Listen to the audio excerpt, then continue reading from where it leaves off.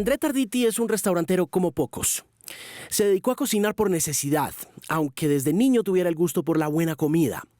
La quiebra no detuvo a un administrador de empresas a usar el sentido común de su sazón y poner a andar una trattoria lejos de las zonas gourmets de Bogotá y cerca a una de las plazas de mercado más importantes de la capital. 6 años después, este hijo de la capital, de madre brasileña y papá italiano, ha convertido sus restaurantes, la trattoria y la tapería, en paradas obligatorias para hacer en el barrio 7 de agosto. Y su más reciente reserva de vinos en un refugio sofisticado de la pasión, el temple y la curiosidad de un cocinero muy interesante. Al igual que la charla con él, André Tarditi, en el episodio número 20 de El Podcast, por Canal 13. ¿Me gusta mi sitio? Me gusta mucho. Me gusta mucho. A mi papá le gustaría mucho este sitio. ¿Por qué? Porque es un entusiasta de vinos. Es un nombre, pero y no sé exactamente cómo se vuelve uno un enólogo o cómo llega uno a ese entusiasmo por los vinos como llegó mi papá. Y segundo, también por la ubicación. Porque está cerca a una plaza de mercado y el viejo viene de Salamina, Caldas, y allá pues hacían mercado en plazas de mercado. Entonces es una especie de conexión entre la preurbe y ¿no? Y la calle y el 7 de agosto y ese tipo de cosas, y él como que hace parte de esa generación de gente que se fue del campo y llegó a la gran ciudad pues a buscar suerte con los otros viejos y demás.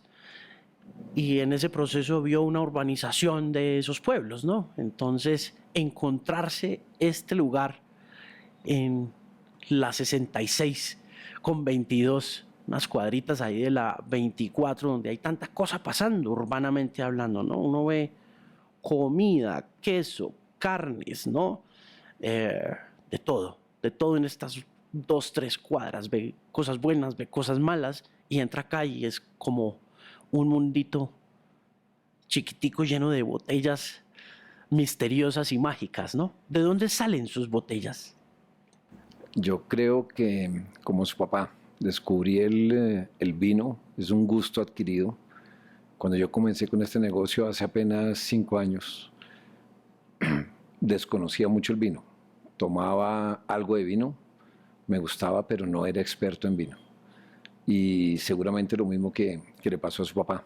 Conoce uno el vino y empieza a encarretarse, como se dice con el vino, empieza a descubrir un mundo que es un mundo difícil, es un mundo grande, es un mundo complejo, es un mundo,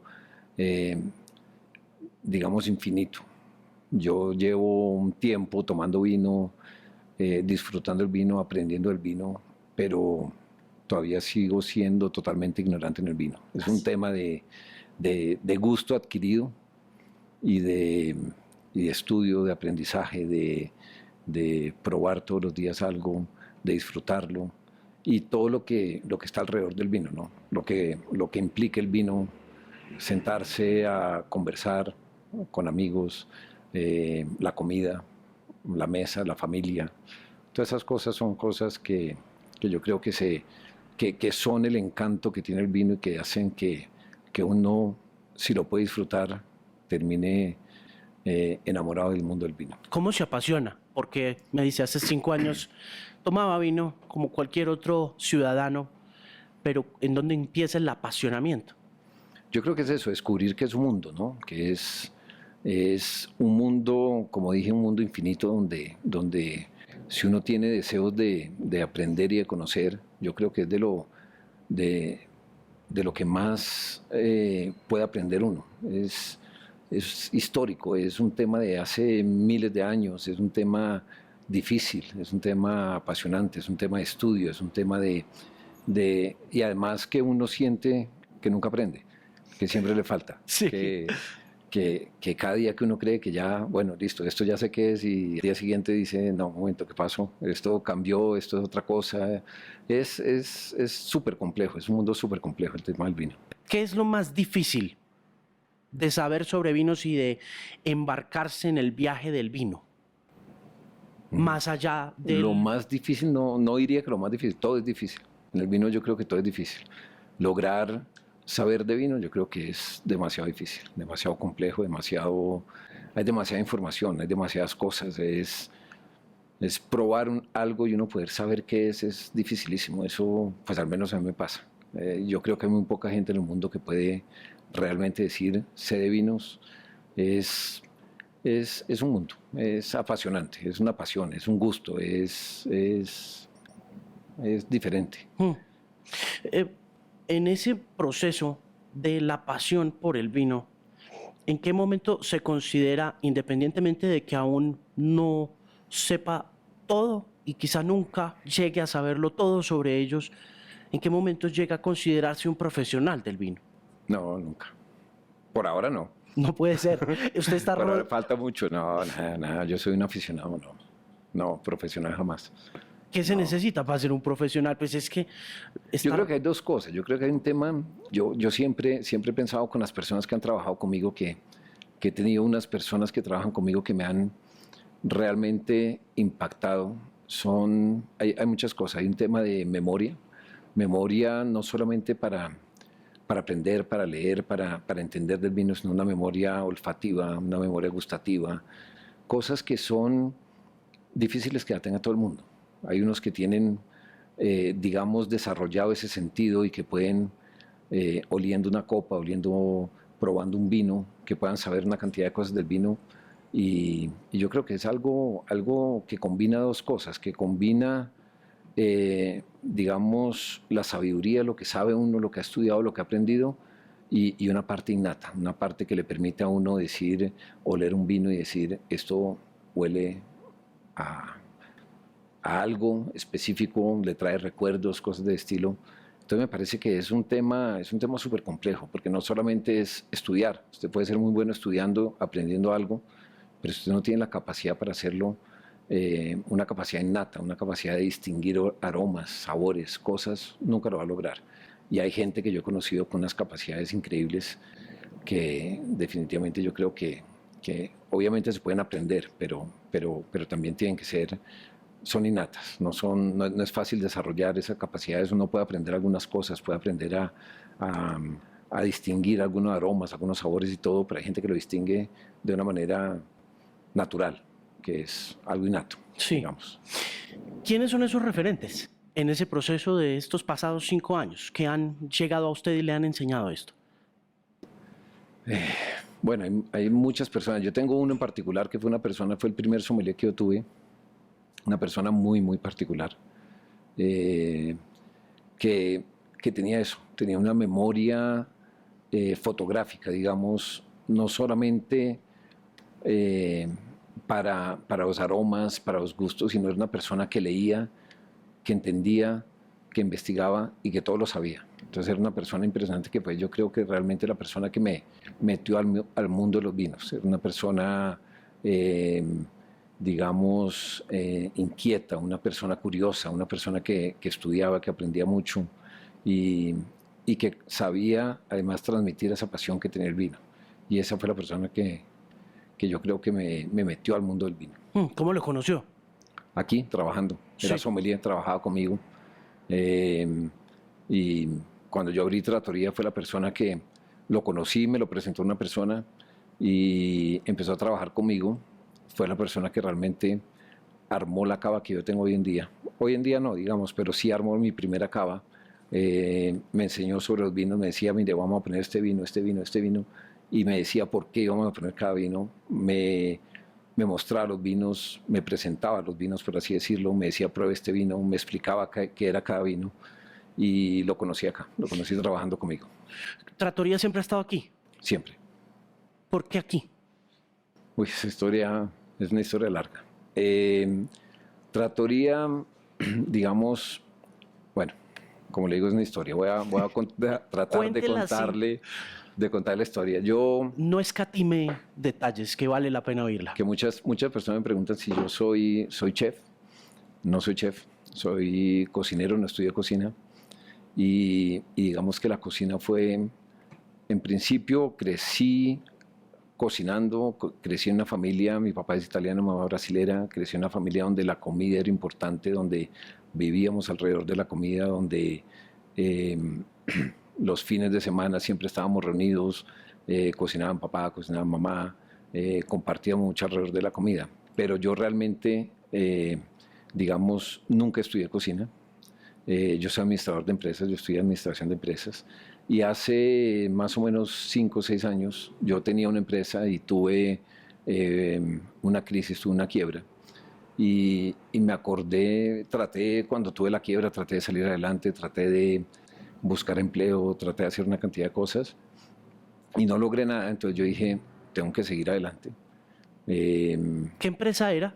Perdón Era la pregunta. una empresa importadora de frutos secos y nueces, una empresa que me iba muy bien y de un momento a otro pues perdí la empresa prácticamente. ¿Qué pasó? Eh, Fue una decisiones equivocadas. Bueno, fueron varios factores, hubo muchos factores sumados que hicieron que la empresa no funcionara más. Y me acordaba yo que mis amigos, algunos amigos que iban a la casa y yo cocinaba, me decían, oiga, usted cocina muy rico, ¿porque no hace un restaurante? ¿Por qué no monta un restaurante? ¿Por qué no cocina? ¿Por qué no piensa en esto? Y nunca se me ocurrió. Y en el momento que tuve esa crisis, yo dije, pues es una opción. Mm.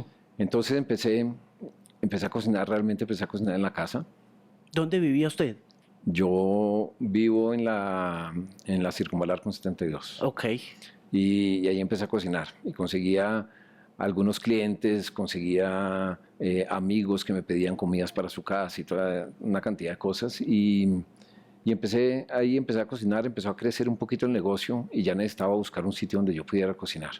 Entonces yo compraba muchos productos aquí en el 7 de agosto. Y un día, saliendo de la plaza, precisamente vi un anuncio que decía se arrienda en un segundo piso, que es donde está la trattoria hoy en día realmente. Y llamé y dije, bueno, voy a averiguar. Era un arriendo absurdo de barato. Entonces yo dije, esa es una opción. Sí.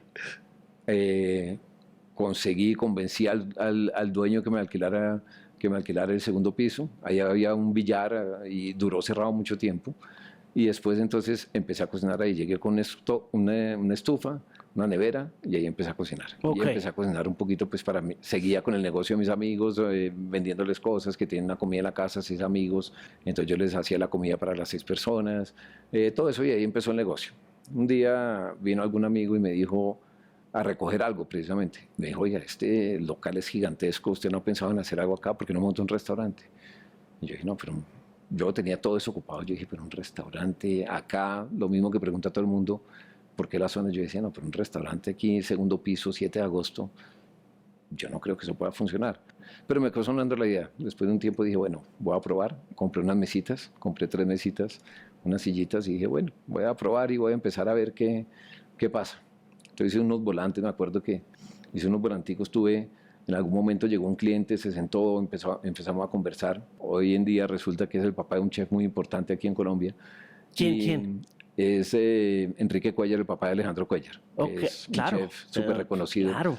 Y él me dijo, yo tuve en algún momento un negocio donde yo hacía unas hamburguesas y vendía unas hamburguesas, yo las hacía en mi casa y con unos volantes yo empecé a hacer clientes y me pedían las hamburguesas y yo se las mandaba a domicilio.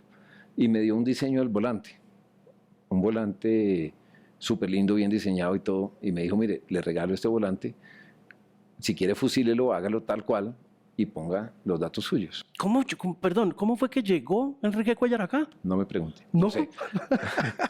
No sé, un día llegó al restaurante, se sentó, almorzó, conversamos, era el único cliente más o menos, entonces pues había que conversar, conversamos, hablamos, nos conocimos y me contó su historia. Me dijo, yo hacía unas hamburguesas, las vendía a domicilio y hacía este volantico y lo repartía, no sé qué cosas. Me dijo, haga ese volante y yo dije, listo, perfecto. Hice el volante y empecé a repartir el volante por el 7 de agosto con el tema de la trattoria de la plaza y yo no me acuerdo exactamente qué decía el volante, pero más o menos era un plato que tenía en el día y lo empezaba a repartir por la gente que había alrededor. ¿Qué plato era?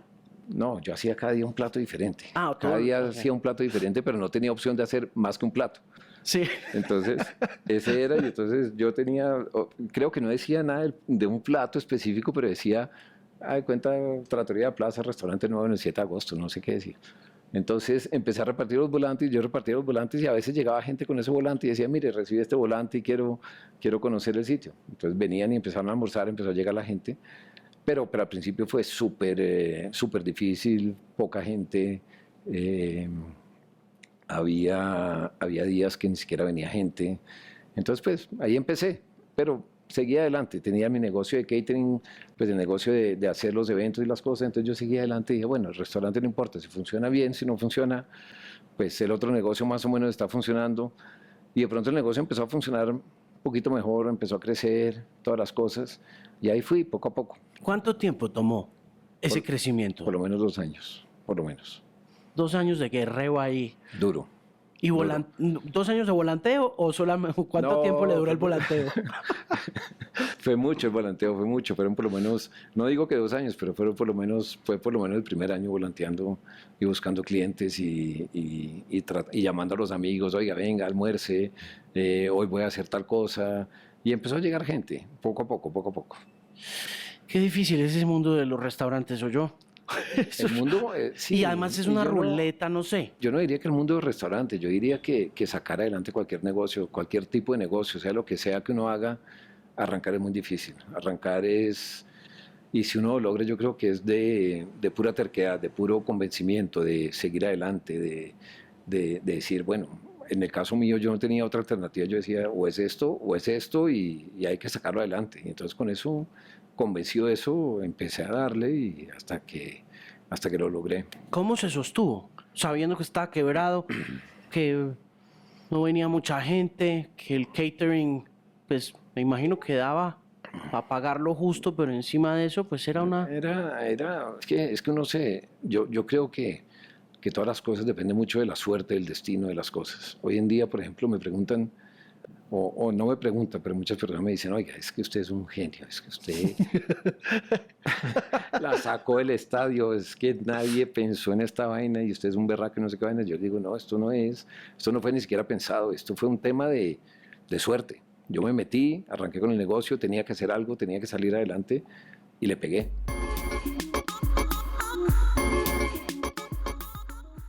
Recuerda, se intenta poner al servicio del recuerdo y de la historia, la fotográfica memoria que viene también con trabajar en vinos. El momento en el que miró para arriba y encontró ese letrero de decía arrienda, ¿no siente alguito como de esto iba a pasar? Porque a uno le pasa eso en la vida, ¿no? Hay veces en las que la vida le dice a uno mucho tiempo después, sí, claro, yo iba a ser locutor porque pues qué más iba a hacer, ¿no? ¿No le pasó a usted eso con el local? Hoy en día mirándolo y viendo un poco la prensa que se ha generado alrededor. Claro, pero lo que le digo, eso fue suerte, fue coincidencia, si uno piensa, de pronto hasta el destino, no sé, un día que llegué yo y miré, sí, es pura suerte, eso no hubo nada, eso fue pura suerte. Yo miré un día y vi un letrero que decía se arrienda, yo dije, llamemos, averigüemos, y fue el sitio, y Sí, hoy en día es el sitio, y la tratoría sigue siendo un éxito, y funciona increíble, y la tratoría dio, no desde el punto de vista económico, pero dio para que se gestaran estos otros dos restaurantes, que es la tapería, que es la latería hoy en día, que es este nuevo en que estamos. Fue un tema de, yo no sé, yo creo que eso lo lleva a uno a creer en el destino, en las cosas, en lo que pasa, en pensado nada, planeado nada. Era un tema, el resultado de, de querer salir adelante, el resultado sí, de tener que salir adelante. sí. Luego de que empiezan a funcionar las cosas, esos 2 años después, es cuando aparece este sommelier. No, no, él apareció, digamos, yo duré un año a puerta cerrada.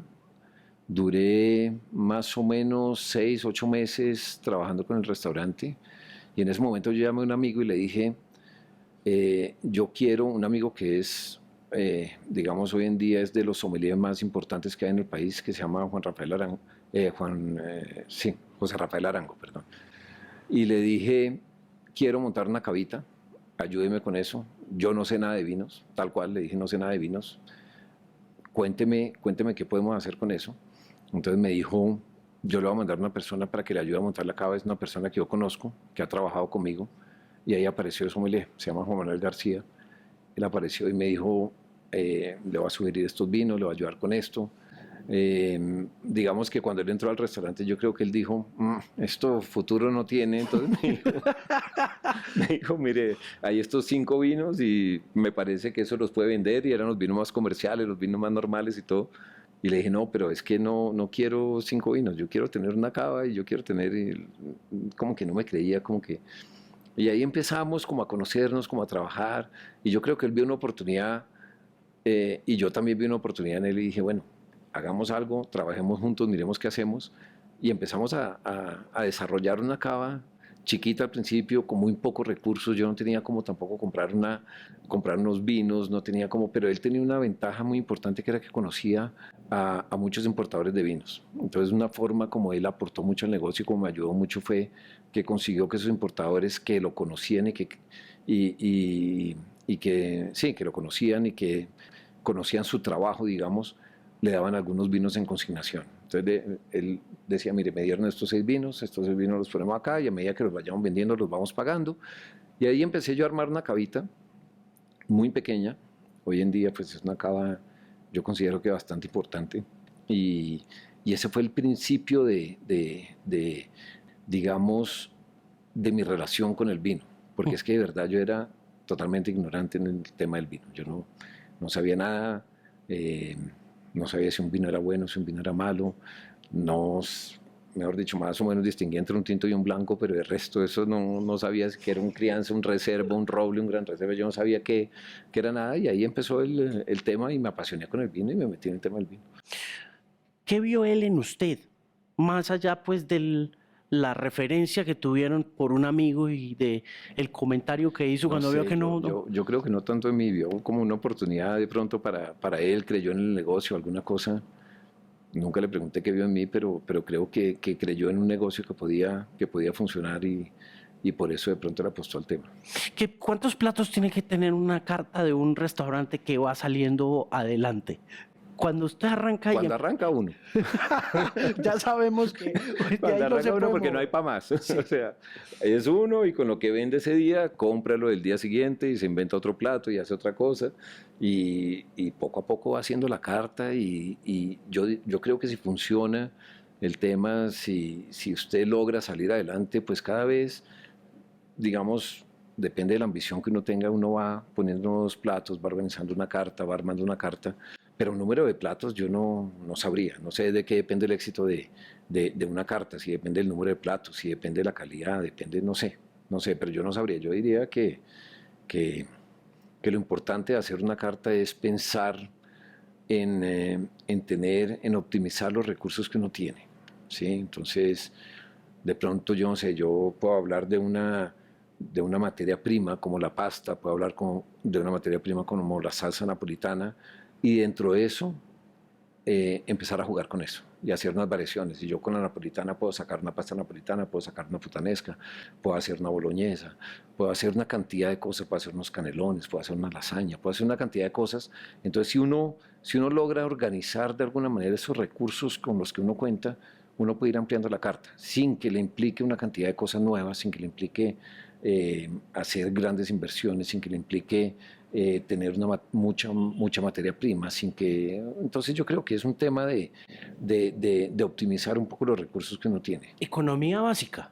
Economía básica. Economía Sí, básica. como usted tiene un huevo, y entonces con el huevo, ¿qué logra hacer? Entonces uno se inventa con el huevo, lo puede hacer frito, tibio, una tortilla, ¿sí entiende? Entonces más o menos es eso lo que logra uno armar con una carta, con unos ingredientes básicos, y logra y termina uno haciendo una carta bastante interesante, digámoslo así.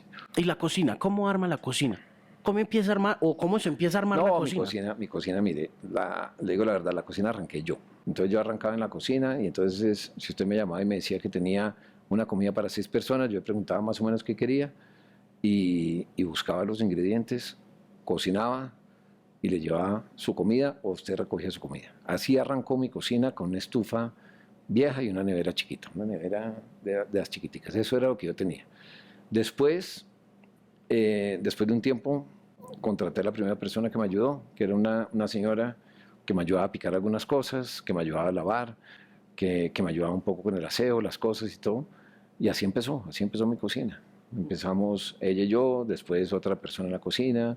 Cuando yo arranqué, yo cocinaba y atendía las mesas. Entonces usted llegaba y me decía, quiero, no sé, una lasaña. Entonces yo me iba a la cocina, preparaba la lasaña, venía y traía la lasaña. Llegaba otra mesa, entonces ya me engorilaba yo un poquito. Entonces, entonces señor, ¿qué quiere? La misma lasaña. Entonces iba a hacer la lasaña, se traía, llegaba otra mesa, entonces ya era un enredo y entonces poco a poco empezó a crecer. Ya busqué una persona que me ayudaba también un poco con el servicio, con el comedor, que tomaba los pedidos, pero empezó cero, empecé yo solo y empezó a crecer. Y el crecimiento, yo creo que si uno lo hace organizado, funciona, pero organizado de acuerdo a las necesidades que uno tiene. Entonces, una persona que me ayude en la cocina, después un mesero, después 2 personas en la cocina, después 2 meseros, y va uno creciendo de acuerdo a lo que va demandando el negocio, y ahí va uno despacio y ahí no lo va logrando, lo va sacando. Sí, Hoy en día he crecido bastante. sí, pues imagínese. Somos varios trabajando. ¿Cuántos? Como 40 personas más o menos, Ok. en los 3. Algo más, 40 y algo, pero ahí estamos. La genética se le da más por el lado italiano que se pone a montar una trattoria justo después de que está quebrado. O sea, usted se monta. Genética. Es decir, usted es hijo de brasilera Mi mamá brasilera, mi papá italiano. y Sí. papá italiano. Entonces pudo haber hecho comida brasilera. Pude haber hecho comida brasilera, pero no sabía hacer comida brasilera. No podía. ¿Y por qué aprendió a ser italiana?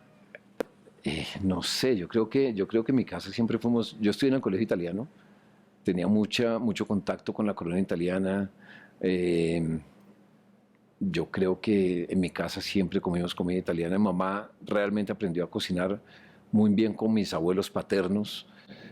Yo creo que el gusto, sí, es un gusto que tenían las mujeres hace mucho tiempo de poder satisfacer a su marido de alguna manera con la comida. Entonces nada mejor que poder darle lo que la mamá le daba. Entonces mamá aprendió mucho a cocinar la comida brasilera, la comida italiana, perdón, y la comida brasilera no era, digamos, protagonista en mi casa. Era más la comida italiana. Yo creo que mamá era por darle gusto a mi papá que cocinaba comida italiana, que aprendió a cocinar comida italiana, y yo fui criado con comida italiana. Entonces yo creo que eso es por lo que me fui por la comida italiana. Sí, la pasta es un mundito, ¿no? La pasta es una cosa. eh, Vuelvo y le pregunto, porque es que hacer una lasaña. No es tan difícil, no crea. No, Cuando, hay gente que dice que se le quema ¿qué? Un agua, ¿no? Una se le cosa, queme la ¿no? mano, pero eso, yo no sé, además nunca me pareció complicada la cocina, la verdad. Yo creo que eso es algo de lo que le hablaba como estos sommeliers que tienen un tema innato con los vinos, con los aromas, con una cantidad de cosas. De pronto hay personas y yo creo que a mí de alguna manera lo tengo, es que soy innato con el tema de la cocina. Entonces a mí la cocina no me parece complicada, la cocina parece fácil, me parece divertida, me parece casi que simple, pues es una cosa que al fin y al cabo el resultado se da. Entonces yo creo que eso es lo que yo tengo y digamos eso fue y es lo que me ha ayudado a que mis negocios sean exitosos, ¿no? Sí, Como un tema, como un gusto, como algo que uno realmente no está aprendiendo ni está sufriendo por hacer y por lograr un plato al final, sino que lo hace uno de una manera natural, digámoslo, y sale bien.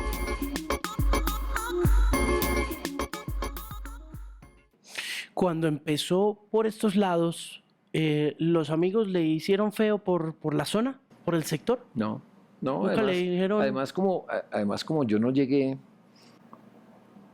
por así decirlo a colonizar la zona, y no llegué con plata a montar un sitio y a posicionar un sitio y a decir aquí estoy yo y punto, y no, sino que yo empecé a crecer donde pasé de ser un desconocido prácticamente, donde nadie sabía quién era yo, y empecé a crecer poco a poco y hoy en día pues digamos que tengo estos restaurantes. Entonces el crecimiento y la forma como me recibieron y como me acoplé fue casi que, digamos, ¿cómo se dice? O sea, fue Bien natural. Fue. natural, digámoslo así, sí. Yo empecé de nada, entonces era uno más que nadie sabía ni quién era yo. Sí, sí entiende, o sea, es diferente. Yo llego y monto un restaurante y oiga, llegó este señor y montó un restaurante. No, yo llegué, nadie me conocía, yo salía por acá, caminaba, no tenía un negocio establecido. Entonces poco a poco fui como posicionándome, como cogiendo un espacio dentro de la zona y fui conociendo poco a poco las personas y fue un crecimiento natural, como dice usted, un crecimiento y empecé aquí, y empecé a ser parte de la zona, parte del barrio, parte del vecino, Sí, la comunidad la comunidad, conocí a todo el mundo y empecé a crecer poco a poco, pero ya, digamos, logrando una, una participación importante pero paulatina, ¿no? Despacio, todas las cosas. ¿Qué puede ver en esta comunidad luego de invertir 5 años en ella? Claro, mire, yo he investigado y lo que yo creo que hay acá es lo que queda de un comercio que fue muy importante en Bogotá. Yo lo que he averiguado es que antes de que existiera el terminal de transportes, esto era prácticamente el terminal de transportes. Todos los buses intermunicipales que llegaban de otras ciudades y todas las cosas llegaban acá. Era un sitio, era un destino.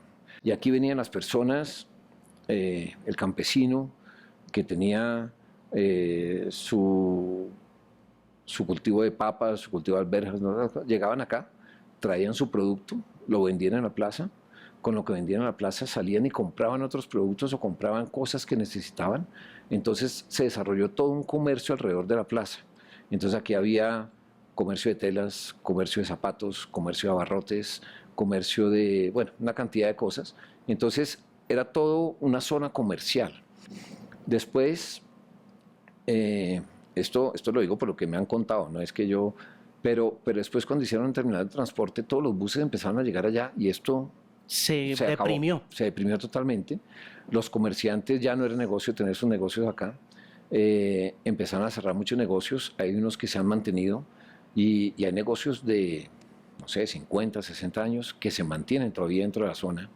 Y lo que hay acá es comerciantes, gente honrada, gente trabajadora, gente que ha crecido acá, que ha hecho sus negocios acá y que siguen acá y que pues no sé si las siguientes generaciones puedan seguir acá con el mismo tipo de negocios o no, pero eso es lo que yo he visto, lo que yo he percibido y lo que yo vivo acá. Entonces hay el ferretero, que es la tercera generación del papá que tenía una ferretería.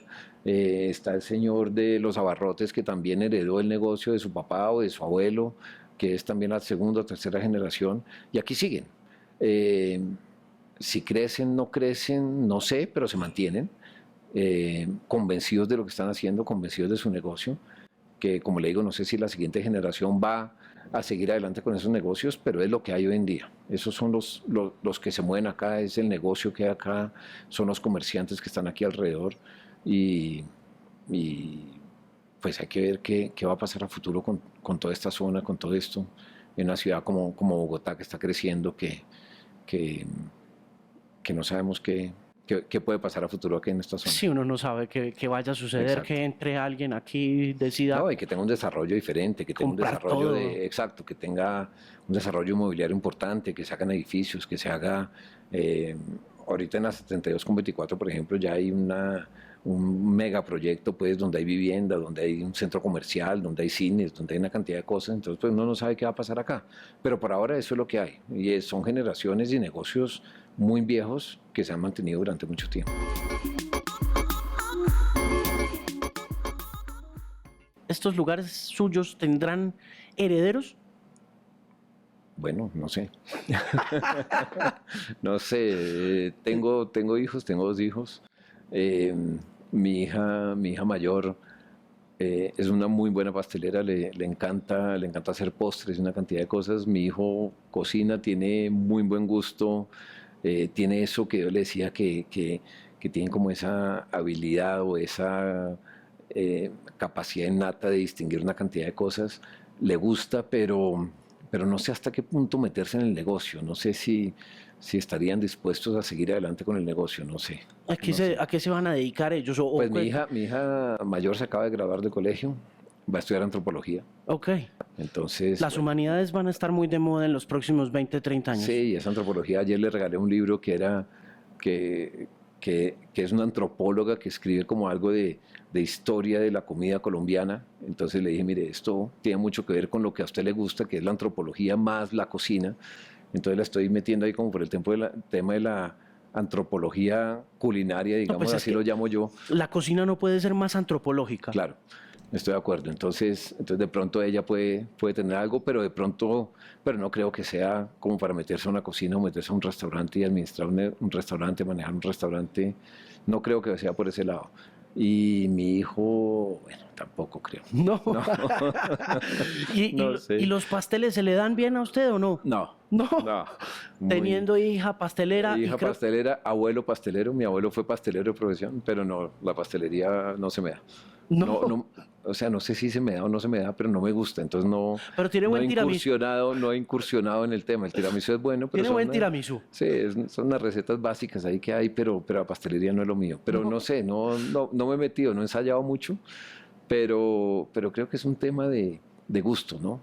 Me parece que la pastelería es, bueno, habrá que probar algún día. Con este auge del vino y con esta popularidad del vino y este deseo profundo de volverse un connoisseur del vino de mucha gente, ¿cuál es la mejor manera de abordar un vino sin pretensiones? ¿Cómo llega uno a un vino y lo disfruta sin teniendo las nociones básicas, así como las tuvo usted en un inicio y disfrutándolas como usted originalmente las disfrutaba, pero pues para un ciudadano común y corriente? Lo que pasa es que yo creo que el vino es todo un tema, es un tema de aprender. Y Es decir, uno empieza a tomar vino y aprenda. sí, yo creo que es como todo, como montar en bicicleta. De pronto usted arranca y se cae 3 veces y de pronto empieza a montar y de pronto se vuelve el campeón nacional de ciclocross o de pronto se gana el Tour de Francia, no sé. Y cada vez usted puede ser más exigente en el tema. Y yo creo que la forma de hacerlo es tomando vino, asesorándose, estudiando, conociendo, y no hay que verlo de una manera profesional, de una manera que tengo que estudiar vinos. Por ejemplo, yo estoy convencido y por eso, digamos, yo tengo un esquema en mis restaurantes que yo tengo muchos sommelier trabajando conmigo. Entonces en Trattoria, por ejemplo, yo tengo un sommelier fijo, pero siempre tengo unos sommelier invitados, que son los sommelier que trabajan con importadores de vinos. Y tengo normalmente, yo en Trattoria tengo entre 3 y 4 sommelier. Acá tengo 2 sommelier que son las personas que trabajan conmigo y que atienden las mesas. Y yo creo que eso es súper importante si uno quiere aprender del vino y quiere conocer del vino, tener una persona que le enseñe de vino. Entonces una persona que se acerque a la mesa y le diga qué le gusta. Entonces dice, no sé, yo no conozco de vino. Entonces le preguntan, no importa, ¿le gusta más afrutado, le gusta más dulce, le gusta más? Buscar un poco, entender el gusto de la persona, ofrecer un vino, de tal manera que la persona se identifique con ese vino, que conozca el vino. Por otro lado, también el tema del maridaje, que es importante, que uno cree que no, pero sí es importante que la comida con la que uno va a acompañar ese vino, o el vino con lo que va a acompañar la comida, depende de lo que uno le dé prioridad, tenga mucho que ver. Entonces eso hace que usted se vuelva, que usted disfrute más, que tenga una experiencia más importante en el momento que se está tomando un vino, que se está comiendo un plato. Y eso lo lleva a que usted empiece a explorar cada vez más el vino y le empieza a coger el gusto. Yo creo que como todo, o sea, usted se vuelve bueno en algo cuando lo hace, Cuando lo practica. cuando Claro. lo hace mucho. Entonces, Sí, mientras más vino toma, yo creo que más sabe de vino. sí. Debe ser la forma. ¿Le O se preocupa? alcoholiza. Pues sí, sí, claro. ¿Cómo hace uno para no alcoholizarse en la afición? No, yo creo que no, yo creo, o sea, no, es saber tomar, saber. Además, el vino no es una bebida que usted tome solo, digamos. Usted normalmente el vino está acompañado de la comida. Entonces usted acompaña el vino con un almuerzo o el almuerzo. Entonces yo no creo que o sea, usted no a las 5 de la tarde está tomando una copa de vino porque, digamos, no es tan chévere como tomarse una copa de aguardiente, digamos. O sea, no es un tema de que usted busque el vino como como una bebida alcohólica, como algo para emborracharse. Es una cosa que acompaña la comida, digamos. Entonces yo creo que que no es tan difícil no alcoholizarse tomando vino.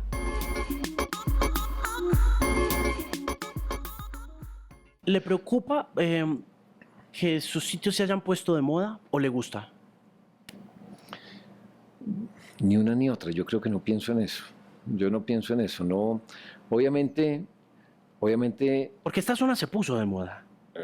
sí, Como entre la hay, gente joven, me refiero, pues sí, porque las hay, modas por lo general son como muy exclusivas de la gente joven y de repente empecé a ver a los amigos y a las amigas que venían a mercar acá o que iban a Palo Quemado y se pone de moda la Plaza de Mercado de nuevo, luego sí, que durante mucho tiempo hiciera parte como de esa herencia del campesinato, ¿no? Y por sí. lo tanto fuera considerado pues muy campesina la cosa, pero de un tiempo para acá lo ve uno como poniéndose de moda nuevamente. Pero de moda las plazas de mercado, de moda los... Las plazas de mercado y con ella pues la idea de que hay una trattoria, de que hay una tapería y de que está este precioso lugar aquí y que provoca por supuesto contarle a los amigos, hey, tienes que ir al Claro. atelier porque, ¿no? No, yo lo que le digo, yo no pienso en la moda si, o sea, no me preocupo por el tema de que mis sitios estén de moda. Yo estoy convencido desde el día que comencé. Yo lo único que hago es siempre trabajar y tratar de que todo sea de excelente calidad, que todo lo que yo ofrezco le guste a la gente. Obviamente si pensara en la moda sería más preocupante, o sea, me estresaría más, porque pues implica una cantidad de cosas, es una presión, digamos. Si estoy de moda, todo tiene que ser perfecto, entonces no pienso en eso, estoy convencido que las cosas hay que hacerlas bien, trato de hacer todo lo mejor que puedo y digamos que yo siento que la moda es el efecto o el resultado de lo que yo he logrado hacer, pero no pienso en eso, no es que piense que estoy de moda y si eso es bueno o malo, o si lo puedo aprovechar o no lo puedo aprovechar, digamos, ni siquiera pienso si se va a acabar, si no se va a acabar, si se acaba, bueno, se acaba, y si no se acaba, pues bienvenido. ¿Cuánto tiempo lleva este lugar? Un mes solamente. Y es, Tratoría 5 y tapería va a cumplir 3 años. ok. ¿Y este se llama? Atelier de la Plaza. Atelier. ¿Qué es? ¿Qué significa? Atelier es como un taller, es el taller donde los artistas, los pintores, es como un estudio, donde hacen sus obras. Entonces, voy a contar rápido también la historia del atelier. Cuando yo empecé con la tratoría, como le conté, empezó muy despacio, fueron 2 años muy difíciles y de pronto se puso de moda. Se puso de moda, además se puso de moda de un día para otro. No le estoy mintiendo, o sea, no es que haya tenido un proceso donde de pronto el sitio lo empezó a conocer mucha gente y empezó a crecer y se puso de moda.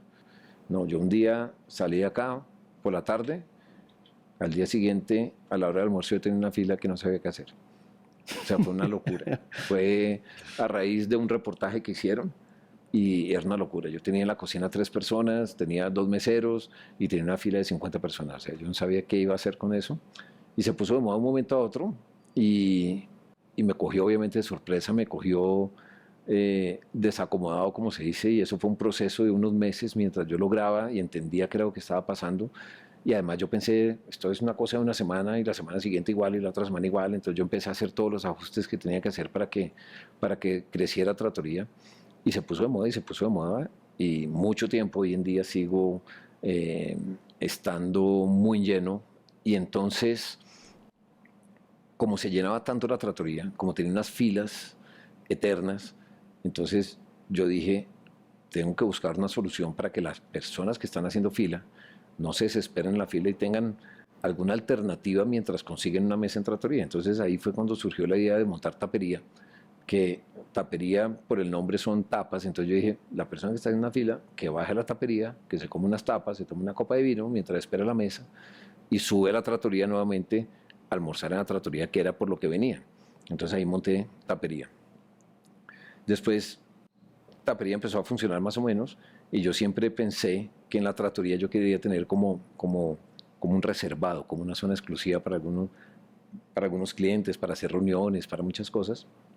Y dije, listo, voy a montar un reservado en la Trattoria. Hice una obra, monté un saloncito y todas las cosas y tampoco, y seguía lleno. Entonces yo dije, no, pues esto me toca seguir metiendo gente en esa zona, y ya no pudo ser el reservado. Y después de un tiempo, después de que Tapería ya lleva 3 años, dije, yo quiero hacer mi reservado y quiero hacer un sitio donde yo pueda cocinar, donde yo pueda atender a mis clientes especiales, a mis amigos, una cantidad de cosas, y de ahí surgió la idea de montar el atelier. Y el atelier es el sitio donde yo estoy acá, donde yo cocino, tengo muy pocos puestos, tengo solamente 25 puestos, y donde vienen, sí, amigos, conocidos, que quieren estar acá tranquilos, que yo atiendo, que yo converso con ellos, que les gusta el vino, que les conozco algunos gustos en la comida, y eso es básicamente lo que es el atelier. O sea, es para amigos nomás. Entre comillas. Esa puerta cerrada, no es un restaurante abierto al público. Ok. Entonces me llaman y me dicen, voy a ir, somos 3, somos 5, somos 7. Trato de estar con ellos, trato de atenderlos, de cocinar, de darles gusto en todo lo que quieren. Eso es básicamente la atelier. Bourdain, Anthony Bourdain, que en paz descanse, decía en el libro que escribió que la cocina se había convertido en los últimos 30 años en los Estados Unidos en el último gran refugio del rebelde de la clase media de Estados Unidos y del mundo también, pues porque viajó mucho tiempo y a cada cocina que visitó se encontró a un rebelde similar a él. ¿Usted se siente un rebelde de la cocina o no? Miércoles, no sé, un rebelde. No, yo no. ¿Qué es un rebelde de la cocina? No sé, un personaje que aborda la cocina de una manera diferente, saliéndose de los... poco ortodoxa, con respecto a, por ejemplo, un Bourdain que hizo su escuela en los backburners de las cocinas más pesadas de Francia y de los Estados Unidos, y terminó mochileando y comiendo lo que encontrara entre la gente, entre el pueblo, y validando un poco desde esa visión de escritor, porque finalmente Anthony Bourdain era más un escritor que cualquier otra cosa, un cronista de la comida, el gusto popular, ¿no? A ver, yo creo que, sí, yo lo veo desde el punto de vista de que para mí la cocina, pues definitivamente yo no estudié cocina, yo no trabajé nunca en un restaurante antes, pues podría considerarse un rebelde de la cocina en el sentido que yo hago lo que yo sé hacer, que nunca aprendí a hacer, nunca me ceñí, digamos, nunca seguí una receta, una escuela, una cosa de ese estilo. Podría ser un rebelde en ese sentido, pero no pienso en un rebelde, por eso le pregunté qué significa rebelde. Un rebelde en que quiero hacer cosas diferentes, en que me quiero inventar cosas y que quiero ir en contra de una cantidad de cosas. Pienso que no. Yo creo que yo al contrario. Yo me mantengo mucho en una cocina clásica, me mantengo en una cocina que podría ser rebelde en ese sentido, porque hoy en día todo el mundo piensa que la cocina diferente es la cocina que vale realmente la pena y se inventan una cantidad de cosas y todo.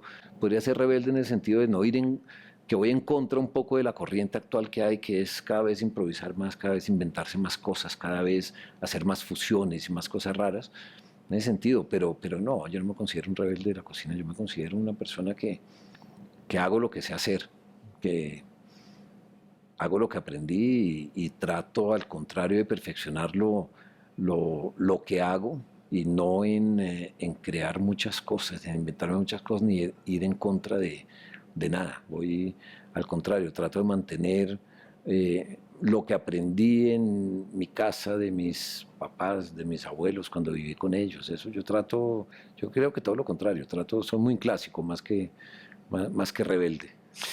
Pues ojalá algún día me abra la puerta y voy a venir con mi papá. Claro. Algún día. Muchísimas gracias por recibirme aquí en este refugio de amistad, de pasión y de vinos. Andrés, un gusto conocerlo. Igualmente.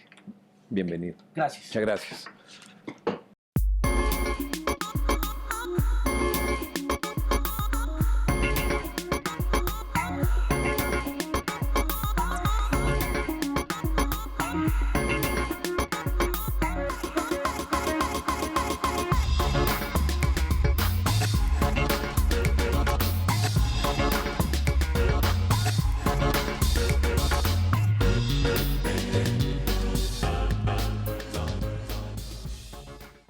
Este programa fue financiado a través de los recursos del Fondo para el Desarrollo de la Televisión y los Contenidos de la Autoridad Nacional de Televisión.